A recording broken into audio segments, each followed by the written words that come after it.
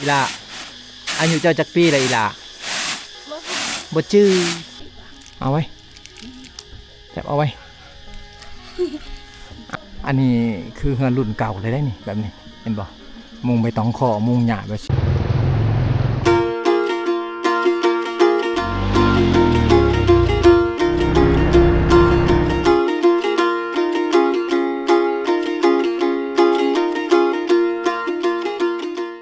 เงินสารกับเจ้าก็คือเห็นแล้วพี่น้องเลยเนาะบางคนมีเงินมีคำกะสิเป็นเฮือนหลังใหญ่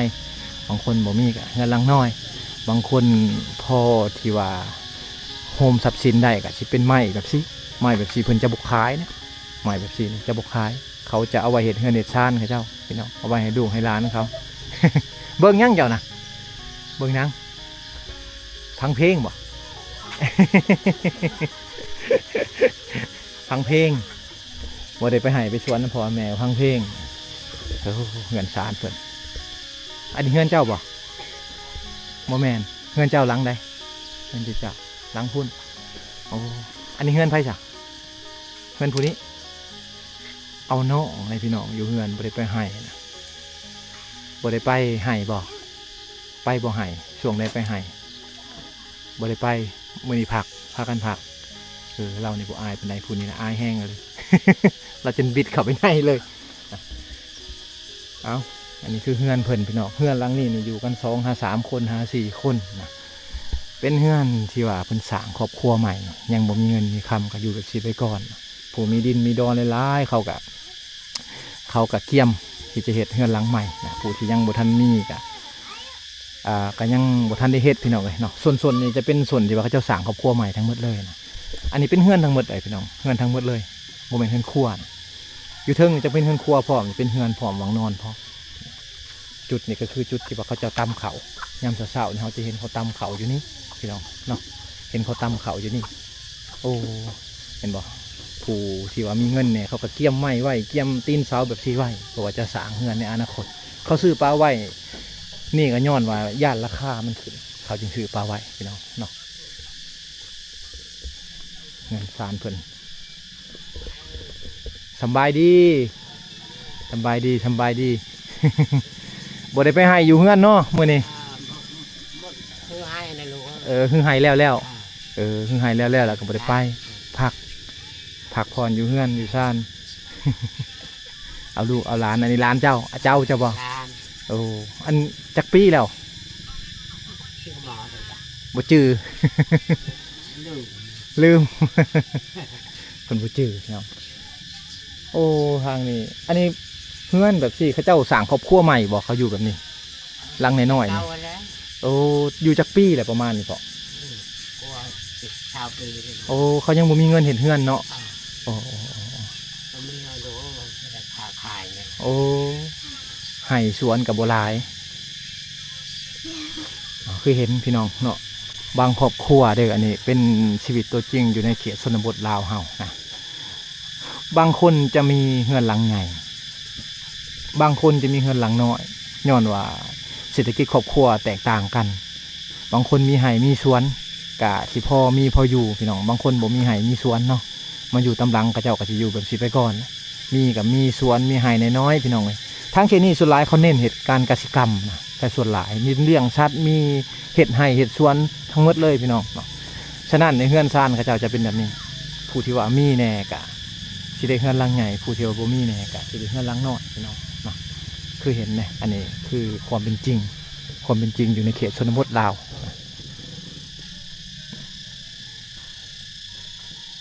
อันนี้นี่น่าจะเป็นเงินคือกันอันนี้น่าจะสร้างใหม่พี่น้องอาจจะสร้างหลังใหม่เนาะมันยังเพิ่นตากเขาเพิ่นตากไว้นะตากไว้เพื่อว่าเกียมที่จะอันนั้นเกียมที่จะ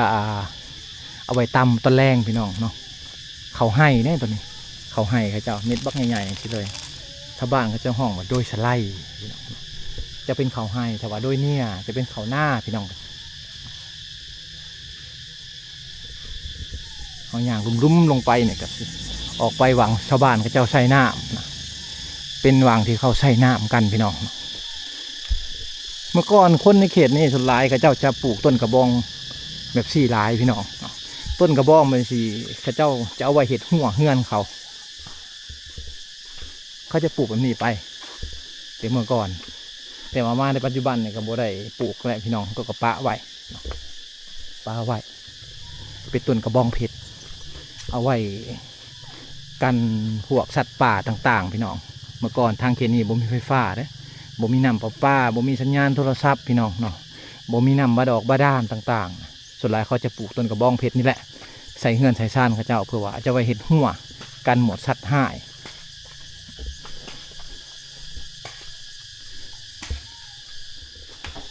บันชวนสบายดีโอ้มาแต่ให้แหละเอาใหม่มานำแล้วบ่ให้ทางแล้วแหละฮื้อแล้วแหละยังโอ้ไปผู้เดียวนี่บ่โอ้เพิ่นไปฮื้อให้มาพี่น้องเนาะอันนี้คือเฮือนเพิ่นนะไปคนเดียวอันนี้คือเฮือนหลังใหม่เพิ่นยังบ่ทันแล้วเฮ็ดไปเท่าละน้อยเป็นเฮือนใหม่แบบซี่ส่วนหลายเขาจะเฮ็ดเฮือนแบบซี่อยู่ทางเขตชนบทลาวเฮาเป็นเฮือนยกสูงแบบซี่พอเข้าไปในเด้อ บ่มีประตูเด้พี่น้องเอ้ยต้องได้ย่างขามสิเลย เพิ่นมาแต่ให้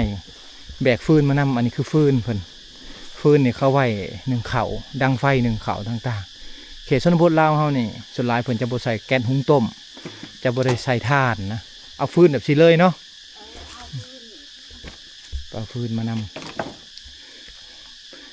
ไปชวนไปให้ขากลับมากับบริมาโตเป่าต้องเอาไม้มานำเอาคงอยู่คงกินมานำแล้วนี่ไปหากินต่อบ่ปะนี่ไปหาหน่อไม้อีกโอ้ไปหาอาบังเห็นบ่มาเฮือนแต่ตอนเที่ยงแบบซี่แต่ก็กลับไปหาอาบังต่อไปหลายคนบ่นี่บางทีก็ไปคนเดียวขอบใจเด้ออันนี้คืองานซ่านเพิ่นเป็นเฮือนที่ว่าหลังบ่ใหญ่นะเอาขนมให้เพิ่นก่อนบ่มีหยังมาต้อนมาฝากจากแก้วนะมีแต่แก้วเลยให้เพื่อนพี่น้องเอาบ่มียังมาตอนมาฝากเด้อ มาลินมาเที่ยวก็เลยย่างเข้ามาก็ซื้อขนมมาพร้อมติดธงมานำพี่น้องเงินสานคือเห็ดเงินแบบนี้อยู่กัน3-4 คนพอได้พี่น้องเลยเนาะ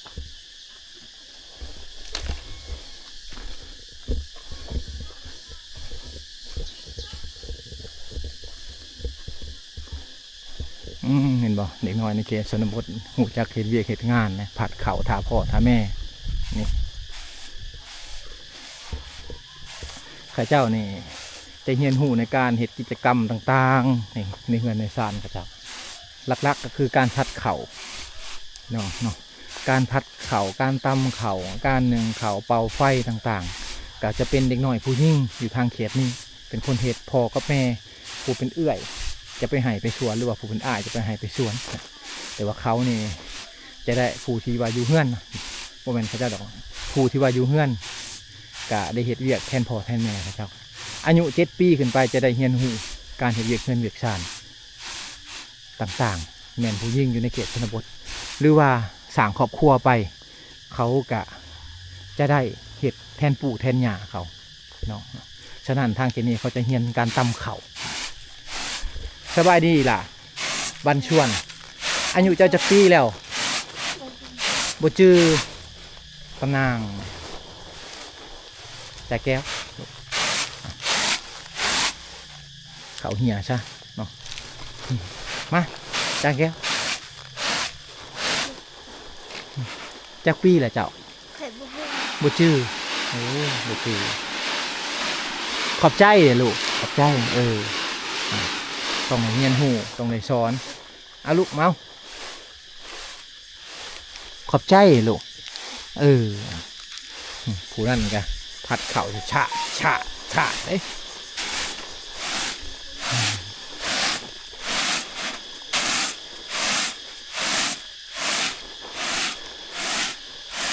อีลา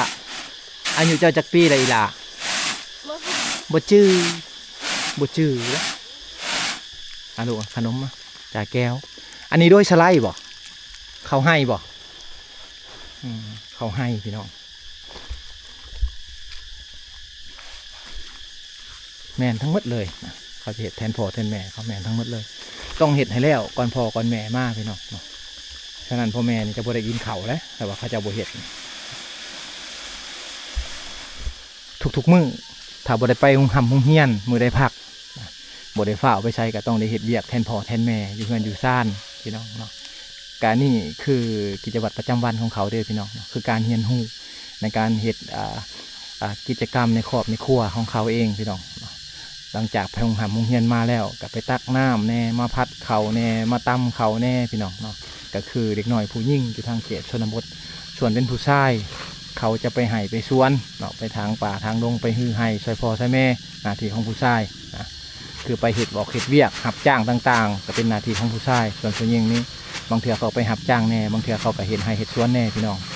อันนี้คือหน้าที่ของเด็กน้อยในเขตชนบทลาวเฮาคือหน้าที่ของเขาย่างเลาะเบิ่งบรรยากาศหมู่บ้านพี่น้องมาในช่วงนี้ก็เป็นช่วงที่ว่าเงียบอะไรเนาะผู้คนเขาก็ไปหาอยู่หากินผู้บางคนเขาไปหับจ้างพี่น้องเนาะบ้านเขาจะนี่เขาได้2เส้นทางเลยเส้นทางจะนี่เขาได้หรือว่าจะไปเส้นทางนี้ก็ได้พี่น้องเนาะเมื่อก่อนคนในเขตนี่แม่เป็นผู้คนที่ว่าตัดขาดจากโลกไปนอกบ่ฮู้วัฒนธรรมบ่ฮู้หงเฮียนเมื่อ20 ปีก่อนพี่น้องเนาะบ่ฮู้จักเรื่องแบบนี้แต่ว่ามาในปัจจุบันนี่เช่นถนนหนทางเข้ามาถึงไฟฟ้าเข้ามาถึงอินเทอร์เน็ตก็ได้อยู่พอเป็นบางบ่อนพี่น้องเนาะพระเจ้าก็ฮู้โลกภายนอกเป็นแนวใดฮู้จักไปเมืองฮู้จักหับจ้างฮู้จักไปเฮ็ดเวียกเฮ็ดงานพี่น้องนะแต่ว่าพี่น้องทางเขตนี่เขายังบ่ทันได้ไปฝั่งไทยจักเทื่อพี่น้องเนาะเพราะว่าเขาใกล้จากชายแดนลาวไทยเฮานี่ประมาณเกือบ300 กิโลพี่น้องเนาะเกือบ300 กิโลนะที่บ่โนดมานี่ได้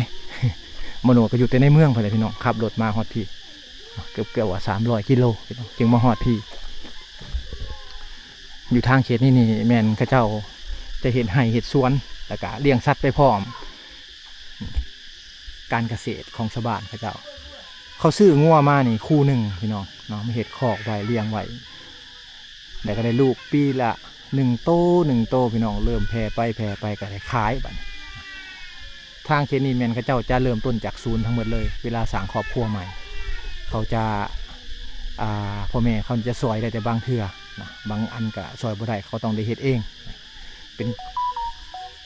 ตามในคอกงัวเนี่ยจะเป็นปุ๋ยออร์แกนิกเขาเจ้าหรือว่าขี้งัวขี้ควายปุ๋ยคอกอันนี้เขาจะไปใส่ให้จะไปใส่สวนกล้วยเขาเจ้าพี่น้องทางที่นี้เขาจะบ่ได้ใส่ปุ๋ยเคมีเนาะคืออยู่ผ่านเฮานะพืชพันธุ์อยู่ทางที่นี้จะบ่มีปุ๋ยเคมีส่วนหลายก็จะเป็นปุ๋ยคอกแบบนี้แหละพี่น้องเลยเนาะที่เขาจะใส่กัน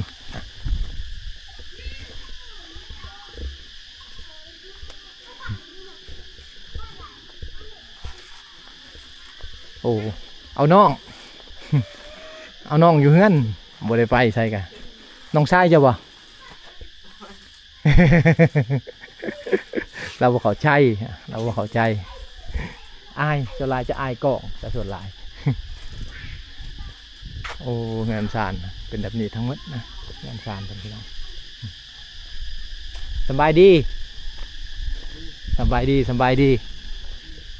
ไปใช่ไปให้โอ้สิไปหาอยู่หากินแน่ไปให้แน่ไปฮื้อให้แล้วเพิ่นนี่คือเฮือนคือชานเพิ่น เฮือนชานเพิ่นกะสิต่อออกมาแบบซี่ก็เป็นเฮือนลูกได้พี่น้องเนาะเป็นเฮือนลูกนะอยู่ใกล้กับพ่อกับแม่นี่จะเป็นเฮือนมูลเฮือนเข้าจะเป็นเฮือนครัวทางนั้นอันนี้คือขีตาไฟหวังแต่งอยู่โคกินกับเจ้าเป็นแบบคลาสสิกเด้อพี่น้องขีตาไฟทางนี้เนาะ อันนี้คือเครื่องที่ว่าพระเจ้าไปหาอยู่หากินมีกระตามีอะดื้อมีของพี่น้องแบบนี้ของทั้งนี้เจ้าโบคือทางบ้านเฮานะจะเป็นแบบนี้ จะใส่ปลาได้แน่จะเป็นกับดักใส่ปลาแน่พี่น้องเนาะเป็นของที่ว่าเขาเจ้าเห็ดเองเด้อพี่น้องทางนี้เขาเจ้าจะสานเองเห็ดเองทั้งหมดเลยเด้อเขาจะบ่ได้ซื้อนะเครื่องหัตถกรรมแบบซี่เขาจะบ่ได้ซื้อชาวบ้านจะเห็ดเองทั้งหมดโอ้บ่โนดคิดว่าเป็นเฮือนครัวเพิ่นนี่จะอันนี้อาจจะบ่แม่นเฮือนครัวพี่น้องจะเป็นเฮือนนอนนะสบายดีโอ้อันนี้เฮือนนอนจะบ่โอ้เฮือนอยู่เฮือนเศร้าได้พี่น้องถ้าบิดบ่โนดก็คิดว่าเฮือนครัวบ่แม่นเนาะ เป็นเฮือนนอนเพิ่นนะ เพิ่นครัวเลย เป็นเฮือนครัวเลย แล้วก็อยู่ในน้ำนอนในน้ เออ ำโอ้อันนี้ลูกใช้น้ำดื่มบ่นี่ เออ บักหลาจาแก้ว ไม่ครับ ให้ยังบ่ทันแล้วเนาะ เออ เขากินกับบ่ค่อยร้ายได้พี่น้องบ่มีร้าย เมื่อยก็นอน มาแต่เฮ็ดให้มาแต่ฮือให้แล้วก็นอน เป็นผัวเป็นเมียนะเมื่อยนะจาแก้วบักหลายลูกชายหล่าบ่ผู้นี้ แม่ เออ ยิ่ง โอ้ผู้หญิงบ่นี่ เออ โอ้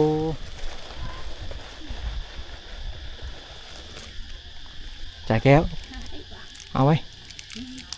จับเอาไว้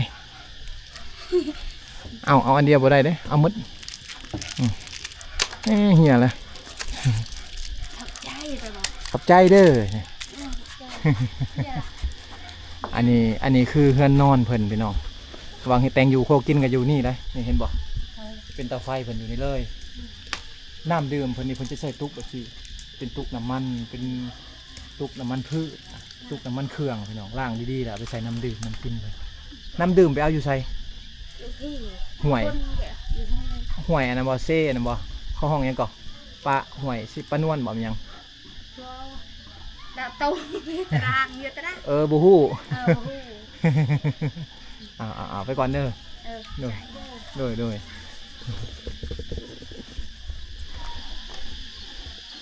หมู่บ้านสะดึงพี่น้องเป็นหมู่บ้านหนึ่งที่ว่าอยู่ในคุณเขาแบบซี่เนาะเป็นหมู่บ้านที่ว่าอยู่ในคุณเขาภูเขาในอ้อมหอบหมู่บ้านไปเลย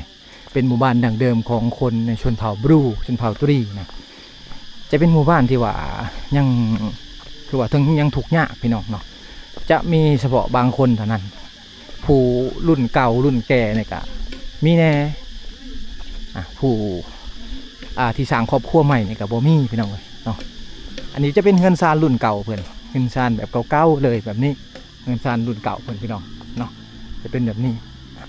แต่เมื่อก่อนนี่เขาจะมุงใบตองคอมุงหญ้าพี่น้องเนาะเฮือนซานเพื่อนเนาะอันนี้คือเฮือนรุ่นเก่าเลยได้นี่แบบนี้เห็นบ่มุงใบตองคอมุงหญ้าแบบซี่พากระแตะเนี่ยโอ้ลวดลายเนี่ยงามขนาดเลยพี่น้องเนาะถ้าว่าทาสีเนี่ยน้อยหนึงก็มันก็คือสีหมันคงกว่าเก่านะแบบซี่นี่อันนี้จะเป็นเฮือนรุ่นเก่าเขาเจ้าบางคนก็ยังอยู่พี่น้องยังอยู่ยังใส่เฮือนแบบซี่แหละเนาะบางคนบ่มีก็อยู่น้อยกว่านี้พี่น้องเลยเนาะมุงสังกะสีอยู่แต่ว่าเป็นหลังน้อยๆนะไอ้ดีพ่อบันชวนไปให้อยู่บ่ บ่ได้ไปเนาะแล้วเนาะ แล้ว แล้วนอนเว้นแล้วบัดนี้ เอาอย่างหนึ่ง ฮ้อนเนาะ หอนทั้งทางเจ็บเหรอ บ่สบายเพิ่นบ่สบายเพิ่นก็นอนพักผ่อนพี่น้องบ่ได้ไปนะลูกหลานนี่ช่วงนี้เขาก็ไปหาอยู่หากินเนาะเขาไปหาอาบังนะช่วงหาอาบังจังน้อยก็ฮอดฤดูกาลขายหมักขายอาบังแล้วพี่น้องขายหน่อไม้แล้ว แม่นแหละ จังน้อยนี่ก็ประมาณเดือน6เดือน7นี่ก็เริ่มขายแล้วหน่อไม้ส่งฝนเนาะขอบใจเด้อพอเด้อโดยช่วงนี้เพิ่นบ่ได้ปล่อยงัวนะพี่น้องช่วงนี้บ่ได้ปล่อยงัวปล่อยควายเลยเพิ่นจะขังไว้แบบนี้แหละเนาะขังปลาไว้ก่อนช่วงที่ว่าเพิ่นปล่อยก็สิประมาณพุ่นแหละวิทย์เฮ็ดไห้เฮ็ดสวนแล้วพุ่นแหละพี่น้องเอ้ยเนาะเพิ่นจะผูกปลาไว้จังซี่เลยนะจะบ่ได้นั่นบ่ได้ปล่อยออกไปเพราะว่าช่วงนี้เขาเฮ็ดไห้กันย่านไปกินเครื่องปลูกของฟังของชาวบ้านเขาเจ้าอยู่พื้นดินนี่ก็จะเป็นปุ๋ยคอกพี่น้องจะเป็นปุ๋ยคอกทั้งหมดเลยที่ว่าอันนั้นที่ว่าชาวบ้านเขาจะเอาไว้เขาจะบริขายนะขี้งัวขี้ควายทางนี้เขาจะเอาไปใส่ให้ใส่สวนของชาวบ้านเขาเจ้าเองแหละพี่น้องเนาะเป็นปุ๋ยที่ว่า มีราคาอยู่ทางนี้ราคาดีแต่ว่าชาวบ้านจะบขายเนาะเพราะว่าเขาเจ้าจะบริซื้อปุ๋ยสารเคมีจากห้านค่าต่างๆมาใส่พี่น้องทางนี้เครื่องปลูกของฟังจะเป็นแบบออร์แกนิกจะเป็นแบบปลอดสารพิษพี่น้องเนาะเครื่องปลูกของฟังพวกนี้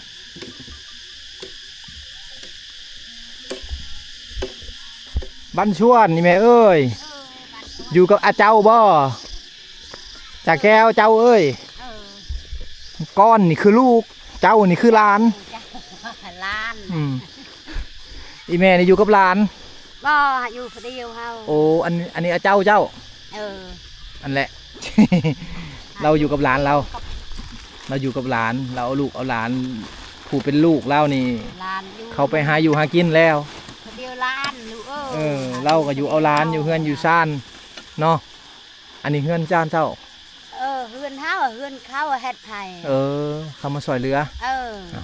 จากแก้วเฮือนปักจ้อยบ่จอยให้บ่มาซอยเรือบ่จอยมาซอยเรือเพิ่นเฮ็ดให้เฮือนอยู่บ่มีลูกหลังนี่บ่หลังนี่แม่นโครงการเบาจอยชนบทมาซอยเรือพี่น้องเนาะจะเป็นหลังนี้นะเฮือนอยู่เพิ่นบ่มีก็สิมีผู้ใหญ่ใจดีจากต่างประเทศจากฝั่งไทยนั่นแหละ FC ของเบาจอยมาซอยเรือเพิ่นพี่น้องเนาะจะเป็นเฮือนหลังนี้แล้วเฮือนนั่นนะครับตานอนเล่นนี่นอนเป็นพุ่นเฮ็ดไม่เฮือนจะเฮ็ดให้บ่มีเฮือนแล้วเขาเฮ็ดให้เขาเห็นเฮือนให้อยู่เจ้าน่ะอยู่ผู้เดียวบ่ในเฮือนน่ะกับพ่อเจ้ากับผัวแล้วก็ลูกๆหลานๆนี่อยู่กับข้างกันนี้ใกล้ๆกันนี้เพิ่นบ่มีเฮือนอยู่เพิ่นก็อยู่นั่นพี่น้องเนาะเอาเพิ่นอยู่กับหลานเพิ่นช่วงนี้เพิ่นเลี้ยงหลานอยู่เฮือนลูกหลานนั่นลูกผู้ใหญ่แน่ก็ไปหาอยู่หากินแล้วเนาะขอบใจเด้อแม่เด้ออยู่เฮือนจะหาเอาหลานเฮ็ดให้เด้อลูกฮอดยามเฮ็ดให้ก็เฮ็ดให้เนาะโดยเฮือนซ่านเพิ่นนี่เป็นเฮือนแบบเดิมๆเลยพี่น้องเนาะเฮือนแบบเดิมๆเฮือนคนชนเผ่าบรูเป็นเฮือนแบบนี้แหละพี่น้องเนาะเฮือนเดิมๆแบบนี้จะอยู่อาศัยแบบ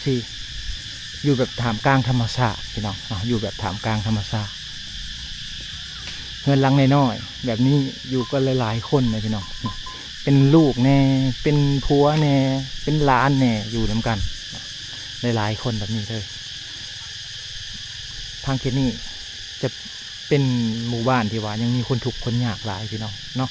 เฮือนซานบางคนก็คือเห็นแบบซี่แหละพี่น้องอยู่กัน10 ปี20 ปีนี่แต่แป้งเอาไปเทละน้อยเสามันหักกับแป้งเสาพี่น้องเพราะว่าทางเขตนี่แม่นดินไห่ดินนาบ่ค่อยมีดินสวนกับบ่ค่อยมีต้องจำเป็นต้องได้อยู่แบบซี่ไปก่อนคุ้มแบบนี้นี่เจ้าบ่แม่นคุ้มที่ว่าชาวบ้านเขาขุดอันนี้จะเป็นคุ้มระเบิดคุ้มบอมนะจะเป็นคุ้มระเบิดกับคุ้มบอมพี่น้องพี่น้องอีพี่นี่บ่าวโหนดก็ได้พาพ่อพี่น้องมาที่หมู่บ้านสะดึงเป็นหมู่บ้านขนาดใหญ่ประมาณ70-80หลังคาเรือนพี่น้องอยู่ตามคุณเขาอยู่ตามเส้นทางที่จะไปแสดงลาวเวียดนามหมู่บ้านนี้จะมีไฟฟ้าพี่น้องเนาะจะมีน้ำลิ้นน้ำบาดาลพี่น้องแต่จะมีน้ำห่วยพร้อมเนาะน้ำห่วยนั่นคือน้ำห่วยปลาช่วนนั่นเองพี่น้องเนาะเป็นแม่น้ำไทยลักที่ว่าชาวบ้านเขาจะเอาไว้หาอยู่หากินไว้ซักเครื่องต่างๆการดำรงชีวิตของเขาก็อยู่ตามลำแม่น้ำแบบซี่พี่น้องเนาะเอาพี่น้องหมู่บ้านนี่ก็เป็นหมู่บ้านที่ว่าเดิมๆอะไรเนาะเป็นหมู่บ้านชนเผ่าบลูชนเผ่าตรีที่อยู่ในเมืองเซโปนแขวงสวรรณเขตครับแต่น้อยบ่าวโหนดเดินทางต่อพี่น้องเนาะก็ต้องขอบคุณทุกคนที่เข้ามาติดตามนะครับชมเด้อพี่น้องเจอกันอีพีหน้า